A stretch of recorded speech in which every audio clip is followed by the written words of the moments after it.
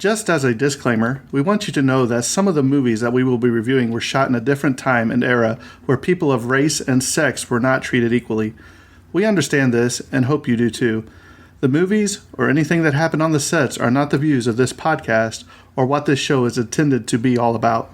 Exactly. And we want to give due diligence in presenting the movie and not the views of the cast or directors or anyone involved. But we also feel it's necessary to let the audience know some of the background information to get a feel for what was happening at the time of shooting the film. Again, we hope you understand that we do not agree with everything that went on, and we just want to give out the information. And with that being said, hope you enjoy the show.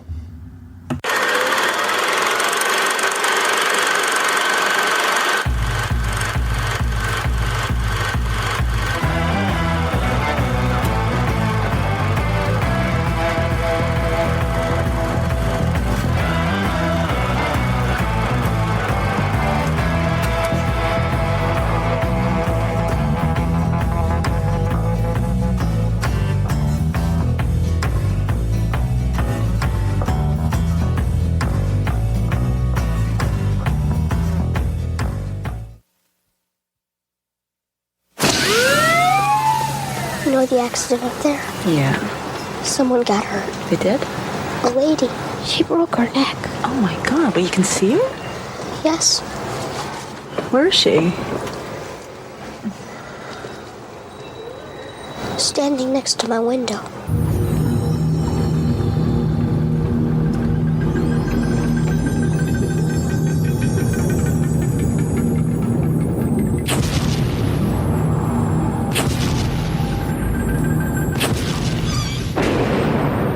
Baby, why are you shaking? Cole, what's wrong? Did you ever talk to your mom about how things are? I don't tell her things. Why not? Because she doesn't look at me like everybody else, and I don't want her to. I don't want her to know. Know what? I see dead people walking around like regular people. I don't see anything. Are you sure they're there?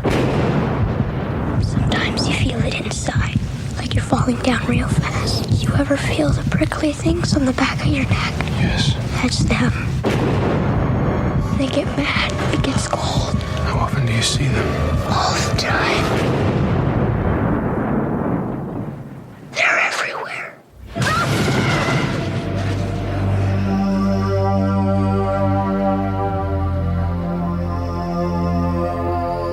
They want me to do things for them. I think that they know that you're one of these very rare people who can see them. So you need to help them. What if they don't want to help? I don't think that's the way it works. How do you know for sure? Is anyone there?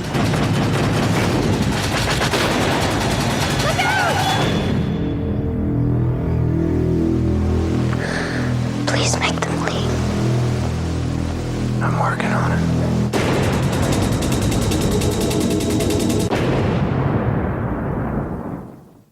Welcome to the Tragedy of Cinema, Episode 6. We will be discussing The Sixth Sense today for Episode 6. How you doing today, Terrence? I'm doing great. I can't wait to do this. This is another movie that I've really highly enjoyed watching. I'm your host, Jimbo, and as my partner in crime over there is Terrence. The co-host, Terrence. So, Terrence, as you could hear by the trailer we played right before this is about a movie about a little boy that sees dead people. I see dead people. So not to be outdone, my question for you this week is... Forgot about the question. You forgot about the questions. My question for you is, if you could have a 2-hour supper with 3 dead actors or actresses for 2 hours, who would you pick? Okay. 3. Well, first and foremost, I'm going to go with Carrie Fisher, Robin Williams, and I got to pick a third. But those two definitely. Let's go with...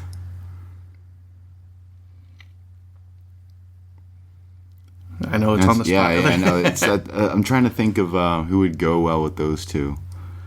All right, I'll go ahead and give you my 3. Yeah. So I'm thinking, I was like, number 1 is probably going to be Vincent Price. Okay. Number 2 is probably Jimmy Stewart, or James Stewart, as they called him. And number 3, probably Gene Wilder or John Candy. It's a toss-up between those two. That, you know what? John Candy's going to be my third. Okay. So Right. Carrie Fisher, Robin Williams, and John Candy. I was going to say, because you got a little bit of comedy, a little bit of action. A little, Yeah. And the stories you could tell just from Robin Williams alone, you know what I mean? Oh, It'd be yeah. amazing. So this week we are talking about The Sixth Sense. So Terrence, if you want to go ahead and let's just jump right into it. Yep. So as per usual, we're going to go over some of the logistics of it, known facts and stuff like that. Then we're going to jump into awards, then jump into our lesser known trivia facts, and then finally close out with our opinion and other. So without further ado, I'm going to jump right in. So The Sixth Sense release date was August 6th, 1999. Budget was $40 million. Today's standards, that is $61 million. Opening weekend, it made 26 million. By today's standards, that's $40 million. So it did not do well opening weekend, it looks like. 26 million is still 26 million in 99. Yeah, of course, That's still but pretty good compared to some of the openings that we've seen on That's this. true. But typically, some of the ones we've seen before broke even on the opening Right. weekend. So then, they're netting their money back. Now, in gross, obviously, they did make their money back. So gross in the USA, $293 million. In today's standards, you're looking at $447 million it made. And here is where it gets interesting. Cumulative worldwide gross, it made $672 million. That is about $1 billion today. I mean, it was a bigger hit So overseas. it killed it overseas. Yes. Its run time, you're looking at about an hour 47. That's 107 minutes. So just a little past your average run time. This is when we start seeing longer movies become more frequent. I'd say late 1990s, you start seeing a couple pop out, and then early 2000s you start to see a lot long. But when you longer watch movies. this movie, it does not seem that long at all. 'Cause Oh, not at all. The story is so engrossing. It's so good storytelling. Absolutely, it's really good. So sound mix, we're looking at DTS, Digital Dolby, SDDS. So that, we'll start seeing that a lot in around this time frame and era. Color, we're looking at Technicolor. Aspect ratio 1.85 by 1. Its camera was a Panavision Panaflex Millennium. Those were known for being lightweight, quiet, very easy to bust out, put it on set, and do what you need to do. Panavision Primo lenses, which we discussed in our, I believe we discussed that in Day After Tomorrow. Okay. We were using Panavision. They were using Panavision Primo lenses in that too. So the laboratory, we're looking at Technicolor Hollywood, California, USA prints, and this was done. This was the studio that backed this movie was Spyglass Entertainment. Its film length was 2,927 meters, and that's Sweden. Negative format is 35 millimeters, Eastman. Cinematographic process was spherical. Printed film format, 35 millimeter, Eastman. So, your average 35 millimeter, that we'll see a lot. And this movie was rated PG-13. Now, we're going to jump into the awards. And I want to preface this by saying it had a lot of awards, particularly over internationally. Right. Let's just say that when we printed our notes out, we had 14 pages of notes, and probably 8 of them were awards that they had won. So we're not going to get into all of them because there were so many. Right. And a good chunk of them were international awards. But, as usual, we're going to go over the some of the well-known ones. Right. Starting off with the Academy Awards in 2000. So it was a nominee for Best Picture, and then it was another nomination for Best Actor and Supporting Role. So that's for Haley Joel Osment. There we go. Best Actress in Supporting Role, Toni Collette. Best Director, M. Night Shyamalan. Best Writing Screenplay directly for the screen, M. Night Shyamalan. And Best Film Editing, Andrew Martinshin. I'm just gonna keep going. I butchered that name, and I already know it. We apologize to that guy. Lots of nominations, no wins, but I mean, having that many nominations alone speaks to how good the movie is. Right. Then we'll move on to Golden Globes in the 2000s. So another nomination for Best Picture by Actor in a Supporting Role in Motion Picture. So Haley Joel Osment. Best Screenplay Motion Picture, M. Night Shyamalan. Then we have the BAFTA Awards in the 2000s, and BAFTA stands for British Academy of Film and Television Arts.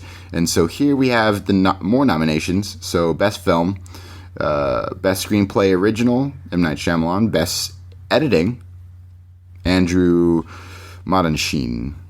Oh, you're getting closer. Martinshin. Oh, man. We apologize to you a second time, sir. And then nominated for David Lean Award for Direction, M. Night Shyamalan. Then we have Screen Actors Guild Awards of 2000, another nomination for Outstanding Performance by Male Actor in a Supporting Role, Haley Joel Osment. He's butchering me today, man. All right, then we have our Academy of Science Fiction, Fantasy, and Horror Film Awards in 2000. We got a winner for this one. This was the best horror film out of this particular award set, and that's Best Performance. And then they also won Best Performance by Young Actor, Actress. Once again, Haley again. Nominee. Just skipped over the rest of his name. And then they got nominated for Best Actor, Bruce Willis, and Best Writer, M. Night Shyamalan. Then we will jump into 2003, where we have the Cannes Film Festival. They won winner for DVD Design Award, and that's tied with Captain Conan. That movie came out in 1996. So I suppose a couple years later, when all the DVDs were out, they were giving awards out.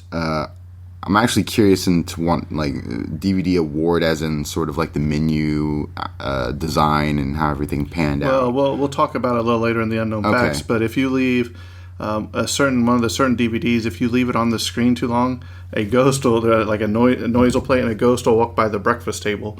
Oh, so snap. Okay. if you just leave it on, the main menu. There was a couple DVDs that would do that. If you left it too long, they'd do something cool or special. I always like that. Then we have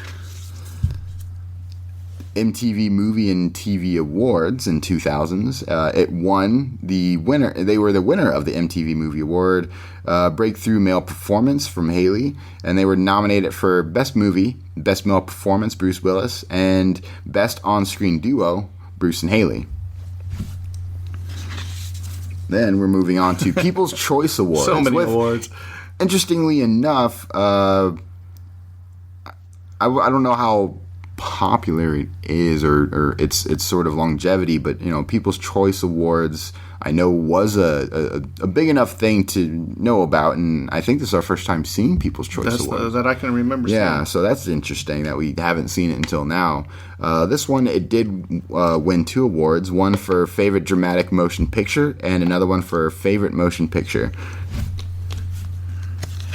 And then we will jump into our last one, which is Teen Choice Awards in the 2000. And it won for Best Film, Choice Drama.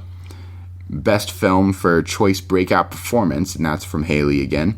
And then it was nominated for Film Choice Sleazebag from Trevor Morgan. The Sleazebag Award. I kind of like it. That's pretty funny. And so, without further ado, going to jump into the synopsis for the movie and then jump into the facts. Sounds good. All right, so The Sixth Sense. After a devastating home invasion from a former patient, award-winner psychologist Malcolm Crowe helps a special young boy named Cole, who has the ability to see dead people. Can Malcolm return to his former self, or will Cole's case be too much for him to handle? Dun, dun, dun. And let's go ahead and jump into the cast. This had a lot of famous people in it. Some I didn't even recognize or realize that they were in the movie till after I seen it again. Yeah. Or when I started researching. So obviously, The main role is Bruce Willis, who played Malcolm Crowe. Haley Joel Osment was Cole Sear. Toni Collette played Lynn Sear, who was Cole's mom. Olivia Williams played Anna Crowe, which was Malcolm's wife. Trevor Morgan played Tommy Tamimissimo. And Donnie Wahlberg, New Kids on the Block fame, had an appearance as Vincent Gray. Huh. So that was very interesting when I found that out.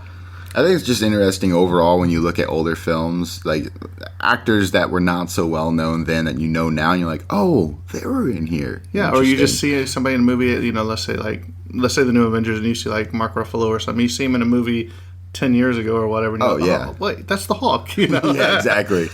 All right, you ready for some unknown facts or trivia? Let's jump into it. All right, this is some pretty exciting stuff, I must say.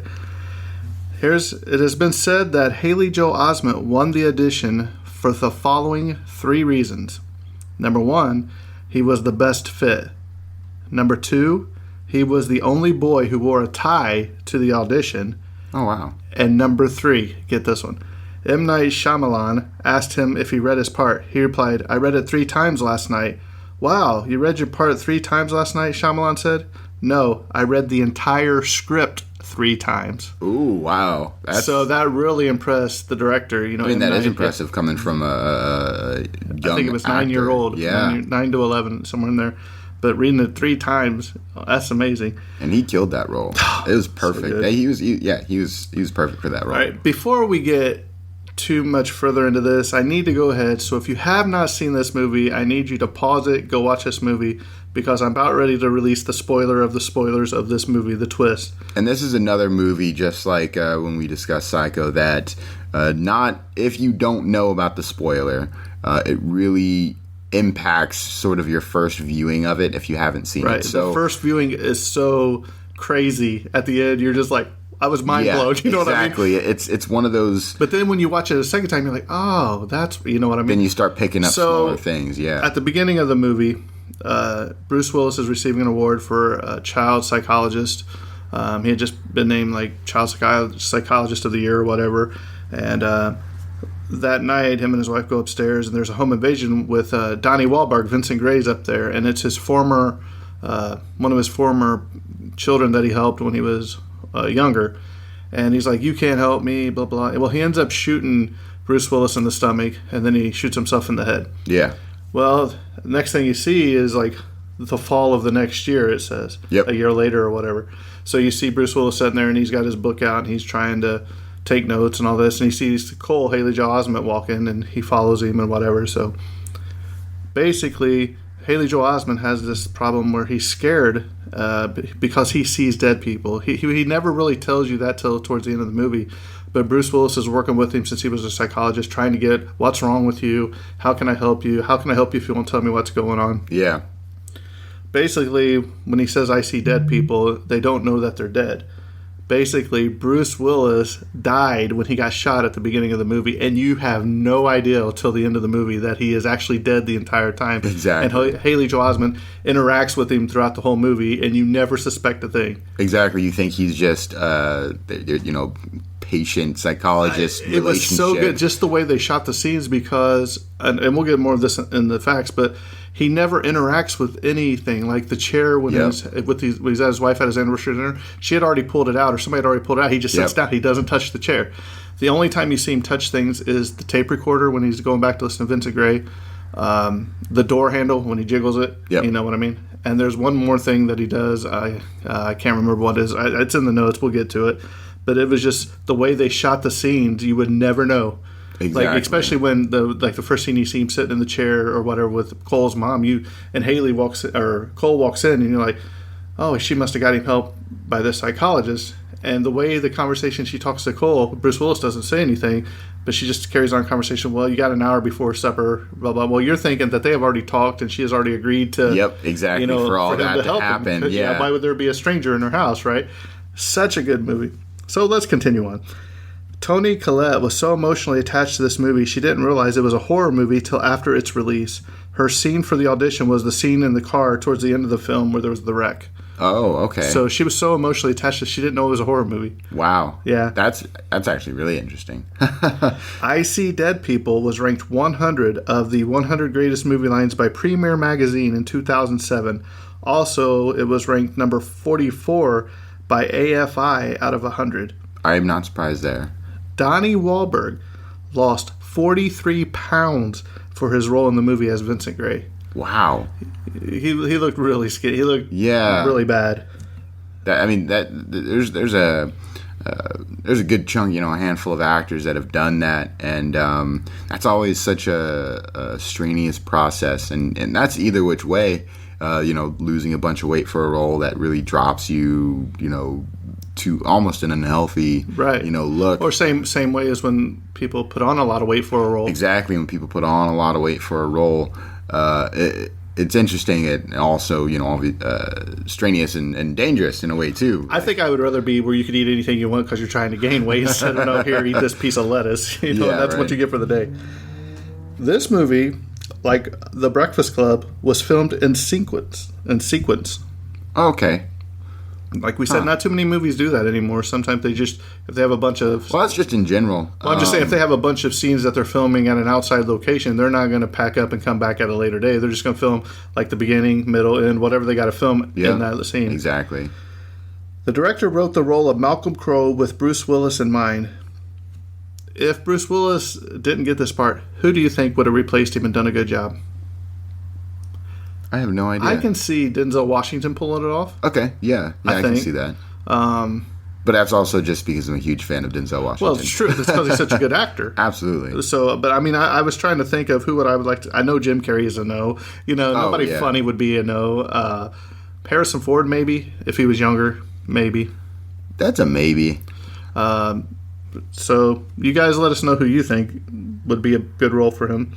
But it was perfect for Bruce Willis. It's always nice when the director has a vision of who they want in a role, and then that person picks it up. Especially when they pick it up. If they don't pick it up, I don't know what happens. Exactly. All right, this was a very interesting fact. The movie was rented by 80 million people in the year 2000, making it the most rented VHS/DVD for the year. Wow. 80 million people. For those who are too young to know, there used to be stores where you can rent movies physically. Local Blockbuster. I don't even think it even has a chain anymore. Yeah, exactly. Hollywood Video. all Hollywood that stuff. Video, Blockbuster. I think Family Video is starting to go down now, too. Yeah, You know what I mean? as a matter of fact, when we were driving around yesterday, we saw a sign that said a closeout sale. So I think they're closing out of here. Sad. Well, with all the digital stuff you can get now, you don't even have to leave your house. That's very true. In Entertainment Weekly in 1999, The Sixth Sense was not even mentioned in the 134 movies for the summer preview. Wow. Needless to say, it became a huge sleeper hit. Oh yeah. I mean, can you imagine not even being mentioned and then be like probably the best movie of that summer? Which is really interesting. I felt like it come in out of nowhere. Maybe even being labeled as a horror movie, people tend to stay away from it. But interestingly enough, even though it's labeled a horror movie, it doesn't feel like one. I would say it's more of a psychological thriller. Yeah. If I had to label Psychological thriller, drama sort of movie. Shyamalan gave a tribute to his family. A lot of his family members are doctors. That is why he cameos as one in this film. Okay, that's cool. Yeah. And I think he's kind of like Alfred Hitchcock. I think he plays a small role in all of his movies, if I remember correctly. Okay. I think he's in The Village. So, yeah. On the Vista Series DVD, as we mentioned earlier, if you leave the main title page idle enough, a ghost will walk by the breakfast table. I'm going to have to check that out. Yeah. And here's something else. Cole, Vincent, and both have a patch of white grayish hair. Cole's is right behind his ear, and Vincent's is to his side. Huh. So both of the people that came to see Malcolm had the little patches of hair. That were gray. That's interesting. Right. Early scripts of the movie had Malcolm Crowe as a crime scene photographer instead of a child psychologist. I'm glad they changed that because it would be a lot harder to pull off some of those scenes, particularly like when he's in the house with the mother and right. Why would he be in the house? Exactly. Why would it'd be a totally different movie? I think. Exactly. I'm glad it was just a draft though, so it wasn't. This was one of the two movies that Bruce Willis owed Disney after having one shut down for getting the director fired. That's I hilarious. think the other one was The Kid. Do you remember The Kid? It's actually interesting when you find out stuff like that. Like, the only reason why they're in this movie is because they got somebody else fired and they owed it. And I think they said that when he got the director fired, he still got $10 million of his salary. Oh, wow. I was like, well, okay, well, boo-hoo. Right. In 2007, this was ranked as number 89 of the greatest films of all time as one of the newest entries. Oh, wow. So, tells you how good of a movie it was. Definitely. The director pitched the idea as a cross between The Exorcist and Ordinary People. So I guess it's pitch That was, yeah. I mean, the pitch is super important when you take it to, whoever you're trying to get to produce your movie. Well, hang on, hold that thought. Oh, okay, yeah. Producer Barry Mendel sold the screenplay on the first day it was put up for sale. Oh, wow. Okay, yeah. So he was either a great salesman or it was just really that good of a script. It's definitely great because when you sell a script, you don't actually, go through the whole script. You basically have your pitch. So it's very like, hey, here's a quick rundown of what this movie is. And then they'll go yay or nay, and then they look at the script if they go yay. Be like, you know what? I like the way this sounds. Let me go through the script. That's the next step. And then from then, they'll be like, yes, this is it. Let's do it. The film opened on Shyamalan's birthday. Oh, wow. That's awesome. Pretty interesting. And I think he was only 29 when this came out, Shyamalan. And definitely one of his better movies. Or you can probably even say the best movie. Yeah. Right, because after this, I liked The Village, but after that, it started going down fast. I mean, Yeah. The Lady in the Water or whatever that was. What was that? Then Mermaid or whatever. It's funny because, he quickly became sort of, it's a M. Night Shyamalan twist. Yeah, the Signs. I think was Signs before this? Signs was... I'm not sure. I think it might I have like been. that movie. The use of red during the scenes signifies the presence of a ghost or the presence of evil. The director uses this in a lot of his other films, The Village being a great example. Uses of red during this movie, and this is just some that I wrote down. There is a lot more. The doorknob to the cellar study area is red.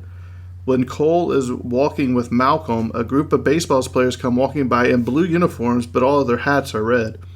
So this is signifying that, hey, Malcolm's a ghost, and you don't even realize it. Malcolm's wife was wearing red at their anniversary dinner. Cole was wearing a red sweater at the birthday party. Also, the red balloons that got released up to the ceiling that he went to go chase were red. I remember that, yeah. The church to the door is red.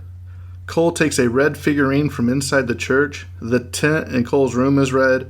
The pills Malcolm finds in the medicine cabinet while his wife is taking a shower are red.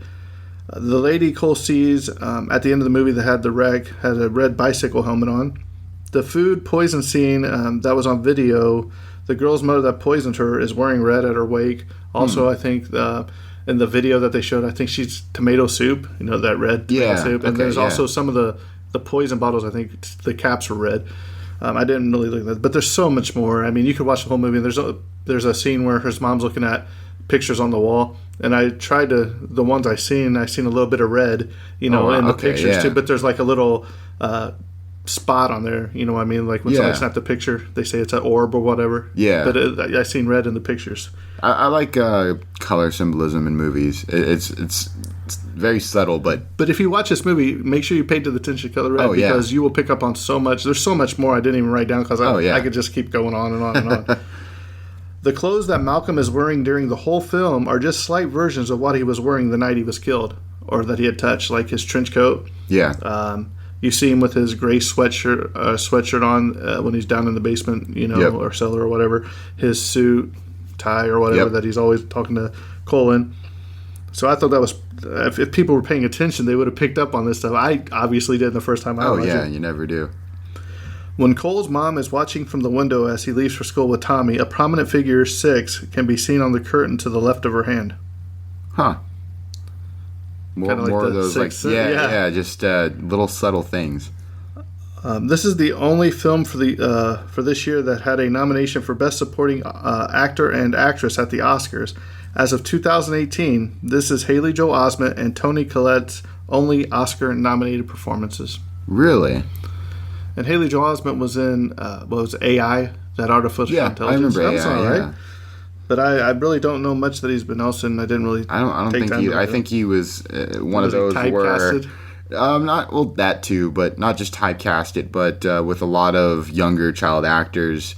Usually after I know he was in movies. something else I'm forgetting off the top of my Yeah, head. there's probably a handful of movies, and then he drops off, and I haven't really seen him in anything recent. Not anything notable that you would- comes. not Not that that you I know noticed, of. Steve. There might be some smaller ones. This, again, is on the 1001 movies you must see before you die.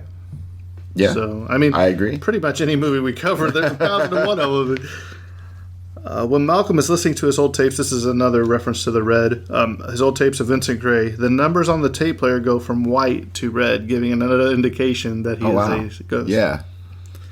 At the beginning of the movie, Anna tells Malcolm that he sounds like Dr. Seuss.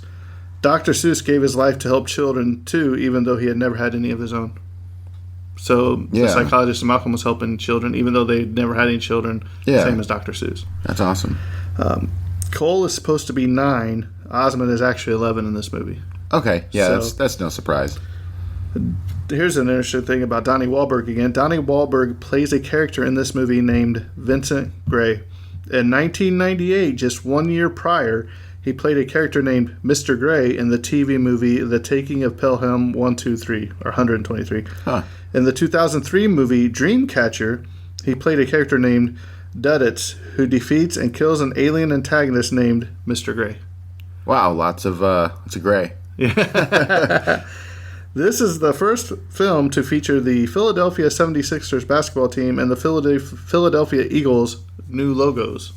Oh, okay. So when they changed their team logos, that was the first film to show them. Yeah, I don't know anything about sports, but that's I know you pretty cool don't. That's to have, why some people get that, though. yeah, exactly. But no, that's pretty cool how, especially in a movie this popular, how, hey, they have new logos and stuff like that. That's a Right. nice little breakout thing to do. In the scene where Cole says the famous line, "I see dead people," the camera does a close-up on Bruce Willis's face. Producer Frank Marshall was worried that they might have given the game away at the ending. It is implied that Malcolm was a dead person. Fortunately, none of the audience in the test screening or afterwards picked up on it. I didn't either. I didn't either. So I didn't either. I was so enthralled with the movie. You know what I Yeah, mean? I thought it was, you when you watch it, you just think it's sort of a reaction to Right, what the like, kid's oh, saying and not wow, this- signifying. They just give you the Like- biggest blatant hint that they can. Hey, you're a dead person. You know. He's like, they don't even know they're dead, and I was like, huh, that's weird. Right. When Cole and Malcolm are entering Kyra's bedroom at her wake, which is the little girl that was poisoned by her mom, Malcolm is standing directly behind Cole. However, when the camera cuts to the shadows on the floor as the door opens, we only see Cole's shadow. Another clue that Malcolm is actually dead. Also on the doorknob, we can see the reflection of Cole's face, but not Malcolm's face, although we probably can see his body. Interesting. Throughout the movie, Malcolm never moves any objects except the Latin dictionary and uses the tape recorder, and he does not interact with anyone but Cole. For example, he never opens a door. The chair he sits in the restaurant with his wife is already pulled out, and when he reaches for the check, his wife beats him to it.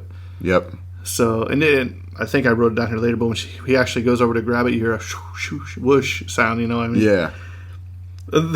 If you would have listened to the soundtrack, the original soundtrack actually gave away the ending of the movie. The final song was "Malcolm is Dead." I hate it when that happens. You know what I Oh mean? man.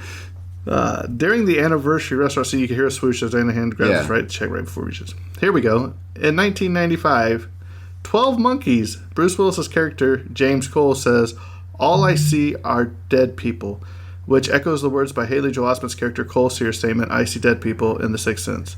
Both movies are set in Philadelphia. That's pretty cool, sort of not homage, if you will. Well, there's a lot of those, you know what I mean? That's true, yeah.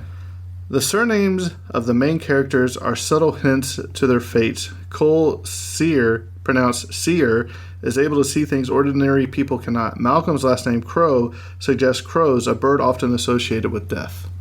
That's So that cool. kind of takes me back to Alfred Hitchcock, you know what I Yeah. mean? The Disney exec who purchased the rights for $2.25 million was fired. They wanted to know why he spent $2.25 million on this movie. Wow. Yeah, fired. I was like, wow. Marissa Tomei was almost Cole's mother in this movie. Do you know who that is? Interesting. What was she in? I'm not really sure. I just know the name. Okay. Yeah, I usually associate. There's a lot With of other actors, movies that you don't actresses. know. I'm like, wait, I think I know who that is, but I need to know other movies that are in. It was only when a ghost got upset that the temperature got cold. If you remember in the movie, there was a scene, it was pretty early on, where Cole is sitting there at the breakfast table, and his hands are on the table like this, and his mom gets his cereal out or whatever, dumps it for him, and then she goes to do a load of laundry. You know, the camera follows her, Yeah. and when she comes back, all the cabinets are open, and Cole is still sitting there with his hands. But I also noticed that in every open cabinet, there is something red in there. Really? Right. More of the red. But when she's like, Cole, who did this? He's like, I didn't do it. You know what I mean? Yeah. But when he goes off to school, he takes his hands off, and his handprints are there, and they kind of slowly evaporate too. You know what I mean? Like they were cold or Yeah. whatever. And then, so It's interesting how they've squeezed little things that you actually hear about in, paranormal investigations and stuff like that. So I think it's pretty cool nod to stuff. Osmond's father told the director to yell at his son when he couldn't cry on demand. It worked. Oh, wow. I think it was the car scene at the end where, he's like, Oh, yeah, she's standing yeah. right outside my window. And he's like, "Are you okay, Mom?" Kyra actually threw up breakfast cereal milk for the poison scene and made one of her friends run from the theater thinking she had just witnessed her death Oh, geez. because she didn't tell him she was in the movie. Yeah. Ozma remembers a scene, this would have been pretty interesting to keep in there, where he looks out a hospital window and sees a bunch of former patients mutilated and disfigured. It was cut from the movie to protect its rating. Oh, gotcha. So yeah, that would be. I would have kind of liked to pushing it. seen it though, but I don't think you can find it. I think if you threw it into like a director's cut, and then maybe have a setting where like, hey, you can set it to the PG-13 version or the barely, But sometimes you get those DVD releases or whatever where you go to the. I know I always go back to Star Wars because it's one of my favorite. But you have Yeah. like the Jabba scene in the original Star Wars. He was in it or Yep. whatever, but it's not touched up. It's just really rough. You know what I mean? You Okay, still yeah, got yeah. the running timers at the top and all that. Yep. So it would have been seen if it was actually done decent. sort of the extra scenes that didn't make it into a movie. I forgot what they call it, but Yeah. I know what you're talking about. Yeah, DVDs usually have them. You get this one. This was very interesting. Bruce Willis actually turned down the role of Sam Wheat in the movie Ghost because he thought it would be detrimental to his character to play.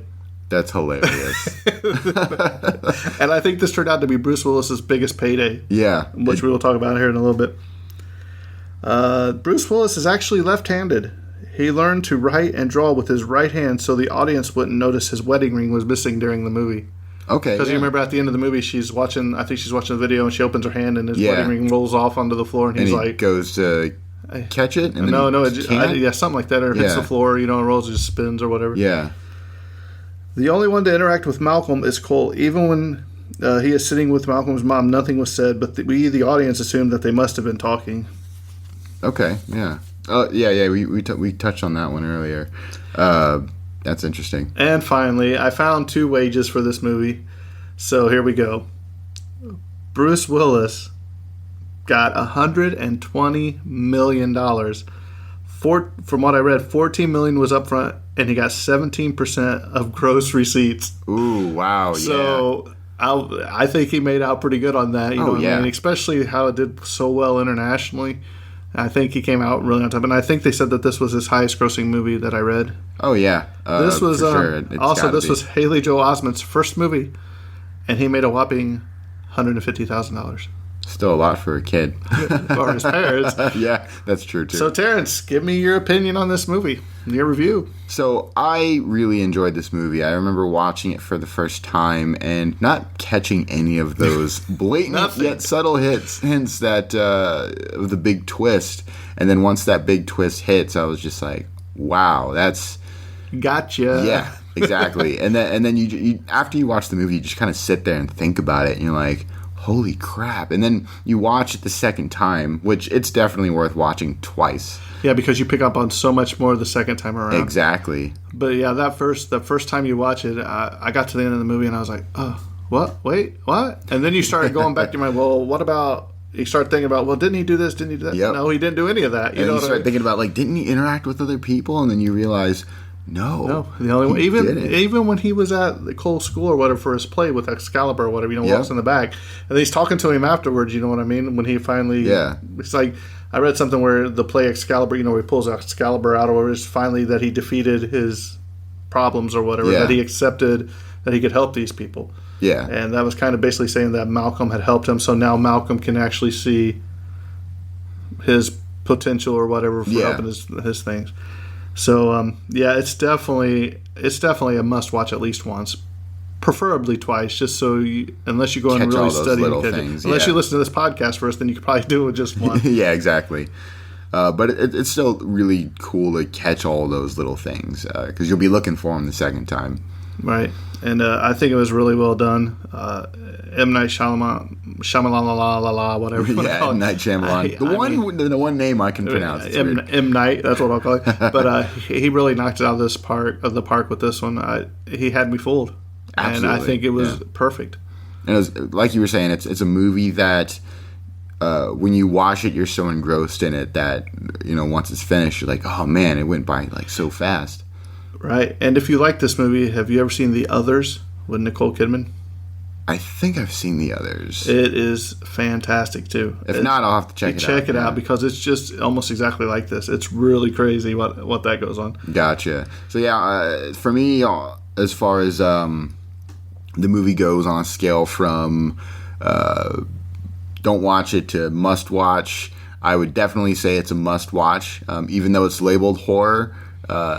Even if you're not a huge, horror movie watcher, like we were saying earlier, it's more of a psychological thriller, drama movie. There's really no. But there is a couple of jump scares. That's like true. when in Cole's tent. Remember when he has to go to the bathroom or whatever? Yeah. And he runs down the hall with his flashlight, whatever. Then his batteries are going out or whatever, you know what I mean? And then when he finally hits it or whatever and he comes back on, that girl's in there throwing up the cereal or whatever. And you're like, and he goes screaming, running out of there. Pretty much. But nothing like sort of... gory, I would say. Yeah, there's the scene of the hanging people in the school because... Oh yeah, when he sees, it's all very light, but very watchable. Even because when I watched this was at a time where I wasn't huge into horror movies, and I actually didn't get super big into watching a bunch of horror movies until I started dating my wife. So she loves horror movies, and so she introduced me to a lot of horror movies and stuff like that. So even that's why I say, even if you're not a huge horror movie watcher, this is at least give it a try. Right. Very, very well done. Well, the next time we record, we are trying to plan a special Mother's Day episode, and just you forgot to give your scale. Well, I already said it's a great movie. This is a movie that when it comes on, I like to just stop and see if I can pick up something new. Yeah. You know what I mean? Just a little bit of, did I not catch that before? Did I see this before? But once you start paying attention to that color red, that's a dead giveaway. Yeah. And, I mean, just all kinds of symbolism in there, you know what I mean? And I think Haley Joel Osment, for only being 9 to 11, maybe during the filming, I think he knocked it out of the park. Absolutely. And I really think he deserves a lot more roles than what he's been given just from this movie alone. I mean, it was fantastic. Bruce Willis, he has some movies I like, some movies I don't really care for. I really liked him in The Fifth Element. I love that movie. That is one of my favorites. It's one of the first DVDs I ever bought when I got the first DVD player. That and Backdraft. Okay, yeah. So on a scale of watch it, don't watch it, I'd say it's 2 thumbs up for me. Watch it once, watch it twice. Exactly. 2 thumbs. But yeah, it was really, really good, really well done. So, like I was saying before I forgot to give my opinion, we're trying to get a special Mother's Day episode. I don't know if we're going to be able to make it before Mother's Day.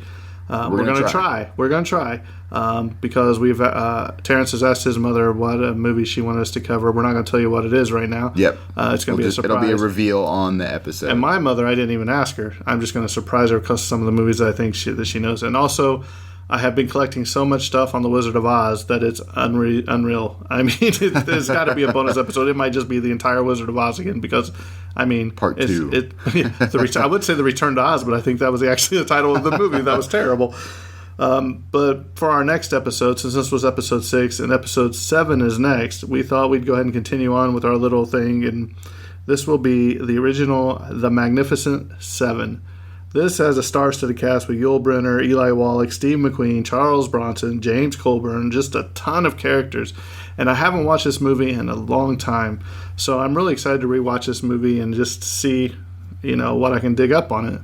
Have you ever seen it? I have. I know you're going to bring up the Seven Samurai that it's based on. Or whatever. Yep. I'm a huge fan of the director Akira Kurosawa, so I've watched every iteration of that movie, including the Magnificent Seven, the old one, the new one.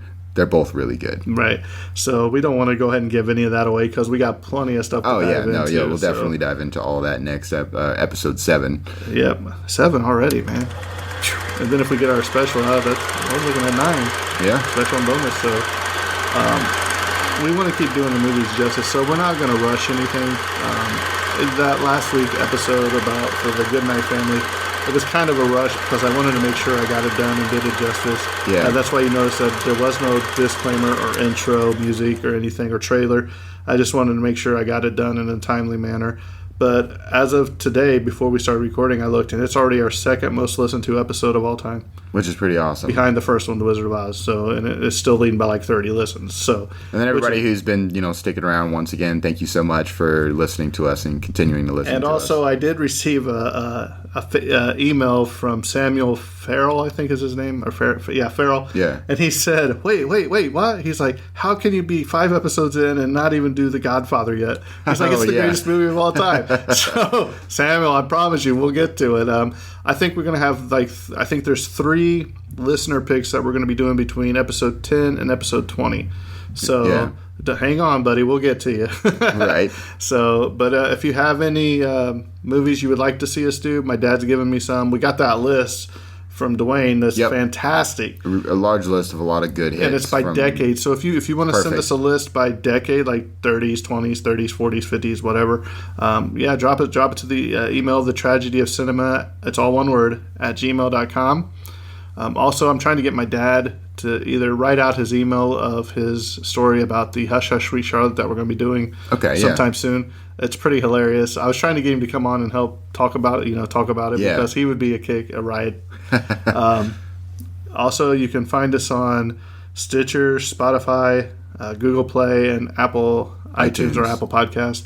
I know last week I was talking to Terrence, and he's like, I can't get my Google Play. It's not showing up. And I was like, Terrence, all these other people have it. So I don't know. Maybe you just need a new phone. I mean, So, with that being, you got any final thoughts? Nope. Watch the movie if you haven't, even though you should have at this point. And make sure you watch Steve McQueen watch the Magnificent Seven, the original. Yeah, it's not the remake with Denzel Washington. It was all right. I'm not gonna lie, but I need to watch the old one again to make sure, because it's hard to beat an original. You know what I mean? We've discussed this before. The remakes are usually just terrible. So, and we're sorry for those of you that were fans of The Breakfast Club. We know that. I mean, we put our effort into getting the best information out there, but we just felt like it was a movie that people wanted us to cover, but we just didn't feel, I don't know the word I'm looking for. What's the word I'm looking for? I couldn't tell you. I do know Terrence was very mellow about it. It's funny. There was they hadn't listened to the episode, but there's a lot of people I talked to about the podcast and trying to get them to listen to it. And I've bumped into discussions since then about The Breakfast Club, and a lot of people disagree with my opinion. But that's okay. That's why we're doing this exactly. podcast. No, for sure. If they want their own opinion, they can start their own podcast. Right? Exactly, right. So, with that being said, I believe that this is wrapping up episode 6. So I guess it's time to say, and cut.